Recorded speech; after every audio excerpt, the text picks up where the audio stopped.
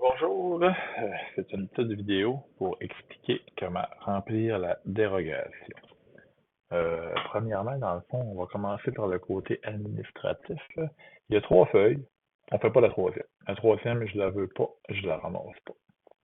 Fait que, si on retourne à la première, dans le fond, numéro de la demande, c'est un numéro séquentiel. L'année, l'unité d'aménagement, numéro séquentiel. Ici, c'est une vraie. On écrit 2023 023 50 001. Donc, l'année en cours, on est en 2025. L'UG où on est présentement et séquentiel 1. J'en demande uniquement une pour le travail. Demandeur, dans le fond, tu as probablement pris un numéro de bénéficiaire. Fait que prends le nom du numéro de bénéficiaire que tu as demandé, dans le fond. C'est le même qui est utilisé. Responsable des travaux, c'est souvent le même, le demandeur puis le responsable des travaux, mais pas tout le temps, honnêtement. Donc, tu pourrais écrire un nom différent, là, mais c'est pas si important que ça qu'il soit différent dans le cadre du cours. Numéro de bénéficiaire, le même que celui qui est indiqué dans ton fichier de planification de chemin. Numéro de téléphone, trouve-toi-en un. J'appellerai pas pour vérifier le numéro de téléphone, ça c'est sûr. Télécopieur, il n'y en a pas. Courriel, adresse étudiant, idéalement. Utiliser n'importe quelle adresse, mais ton adresse étudiante ferait très bien. Après ça, c'était vraiment juste de l'information de base. Localisation, t'es où à environ? Trouve un nom de lac sympathique à proximité. Les coordonnées. Les coordonnées, hein, pour les trouver, on fait juste mettre le curseur dans l'écran. Ils sont écrits dans le bas, là. On écrit-les dans le format que tu veux, là. Ça peut être en degrés, minutes, secondes, ça me dérange pas. C'est correct. Puis je demande une localisation approximative, là, quand même. Numéro d'unité d'aménagement, le même. Secteur d'intervention, il n'y en a pas. Tu peux écrire CPRS, dans le fond, parce qu'il n'y en a pas dans le présent cours. Nom du chantier, le nom que tu as trouvé.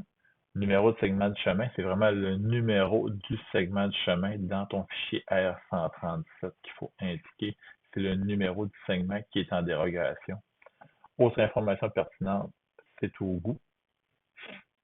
Après ça, ici, il y a je dirais qu'il y a 3 possibilités, c'est ça? 70, 67, 67 dépendamment. Faut juste cocher la case qui qualifie c'est quoi notre dérogation. Comme dans le cas que j'ai, que je vais montrer après, là, dans le fond, on était dans le 60 mètres d'un lac. Tu trouves ta dérogation, ton endroit que tu ne respectes pas le RADF, puis tu l'expliques, tu coches la bonne case par rapport au bon article RADF.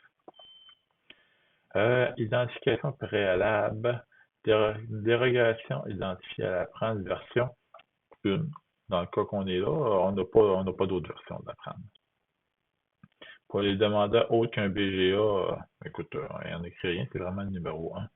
Décrire le type de travaux prévus, on décrit qu'est-ce qu'on veut faire. Dans le fond, c'est qu'est-ce qu'on veut faire, une construction de chemin. On peut dire une construction de chemin permanente, à l'intérieur, justement, à proximité, comme il est écrit là. Construction d'un chemin qui empiète entre 45 et 60 mètres d'une écluse de castor, on décrit la situation. C'est vraiment l'objectif.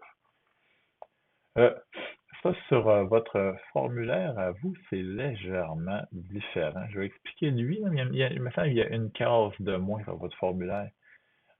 Il faut y aller selon l'article. Est-ce qu'on est sur un permanent qui a une protection de 60 mètres ou un intermittent qui a une protection de 30 mètres? Puis on dit, admettons, la longueur de l'empiètement. Ben moi, je suis à l'intérieur de 60 mètres pendant 75 mètres. Au plus près, dans le fond, je vais être à 45 mètres. Puis je crois que vous ne l'avez pas dans votre travail, cette case-là, mais dans le fond, on est à 45 mètres pendant 15 mètres de temps. On y va vraiment avec la règle sur ArcGIS, dans le fond. Si ça serait les mêmes informations si on était dans cette portion-là. Largeur du déboisement. Largeur du déboisement de l'emprise de chemin, on se réfère à l'annexe 4 du RADF. C'est vraiment là, selon la classe de chemin, on indique la bonne largeur de chemin. Largeur du déboisement du côté du milieu à protéger, même affaire. Là. On divise par 2. Là. On va pas plus loin que ça dans les détails. La date des travaux, comme tu veux. c'est pas un élément très important dans le cadre du cours, mais c'est vraiment comme tu veux. La durée estimée, vraiment, écris quelque chose. Tu peux écrire 3 jours, ça me dérange pas non plus. La durée de vie du chemin. C'est un chemin de classe 3 qui est en dérogation, tu peux mettre plus longtemps. C'est un chemin de classe 5, probablement, ça va être plus 1 à 2 ans. C'est L'important, c'est de prendre le temps de remplir les cases. Le chemin sans mise en forme, chemin sans mise en forme, ça serait plus un chemin d'hiver ou bien quelque chose comme ça. Nos chemins ont tous une mise en forme dans le cadre du cours. Décrire les mesures de protection du milieu aquatique, aucune récolte ne sera. C'est vraiment des cases à cocher encore. Il faut juste prendre le temps de lire si ça correspond. Puis s'il y a une mesure de protection supplémentaire qu'on pourrait apporter, il faut obligé d'en écrire une. Là. Mais dans le fond, c'est pas une mauvaise idée de dire nous allons maximiser la mise en forme du côté opposé du cours d'eau. On essaie de faire le moins de dommages du côté du milieu à protéger. C'est souvent ça que le RADF va demander. Ici, décrire le meilleur tracé qui respecte la distance. Dans cette case-là, ce que tu peux faire, c'est d'écrire un petit peu pourquoi que tu le prends pas. Dans le fond, que l'autre tracé optimal, c'est qu'il respecterait le RADF, mais dans le fond, tu le respectes pas, il y a sûrement des raisons. Probablement que c'est parce que tu peux pas passer, tu peux pas circuler. Il y a je sais pas moi, un cap de roche qui t'empêche de passer.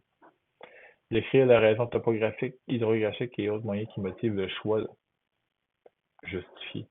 On ne respecte pas le RADF, il faut dire pourquoi. Ici, dans ces cases-là, ça se répète, ça se ramène vraiment au schéma qui est là. Regardez, A, il est là. Il est où B? Je cherche B, B, B. B, il est là. Il se répète. Fait qu'il faut décrire le milieu. Certaines informations, on ne peut pas les savoir. C'est sûr que tu vas le savoir. Nous c'est un étang, mais toi, ça peut être un lac, ça peut être une rivière, un ruisseau. Le fond du lit, écoute, on fait ce qu'on peut. La vitesse du cours d'eau, tu le vois selon ton jugement avec la pente, la forme du cours d'eau.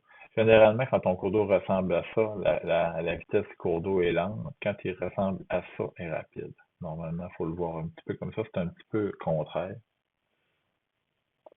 Niveau d'eau, on ne le sait pas. On écrit normal. Pente du cours d'eau, on utilise le lidar pour voir environ quelle pente du cours d'eau à ce moment-là. Profondeur maximale, on n'en a aucune idée. On écrit qu'est-ce qu'on peut, on n'est pas sur le terrain dans le fond. Pente, écotone riverain, même affaire, c'est la portion qui est là, on décrit du mieux qu'on peut. Peuplement forestier, on utilise la carte écoforestière, dans le fond, pour avoir l'information qui est là. Si récolte prévue, préciser le type. Si tu es dans une assiette de coupe, tu indiques quel de CPRS. Si tu es entre deux assiettes de coupe, il n'y en a aucune. Largeur occupée par le peuplement, c'est la largeur entre le peuplement et la portion là. C'est vraiment ça qu'il faut écrire. Hein. Pente maximale, on utilise le lidar, même chose. Même affaire de l'autre côté. À la fin, signature du demandeur, tu écriras ton nom. Point barre, c'est fini là, avec la date d'aujourd'hui. Fait que c'est assez, on se laisse porter par le document. C'est vraiment ça qu'il faut faire. Si je vois le côté visuel, nous, notre dérogation, elle était ici.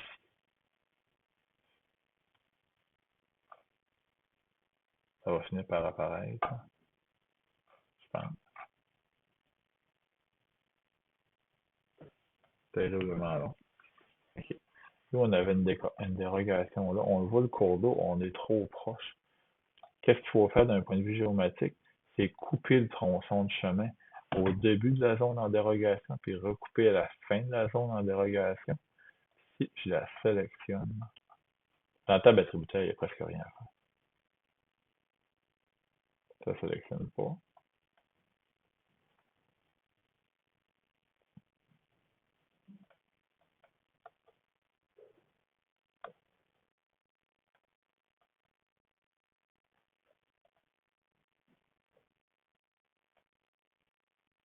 Bien, c'est pas d'avoir. Dans la table attributaire, on voit dans le fond, ça prend le I du chemin, c'est le numéro du segment de chemin. Il doit être différent des autres.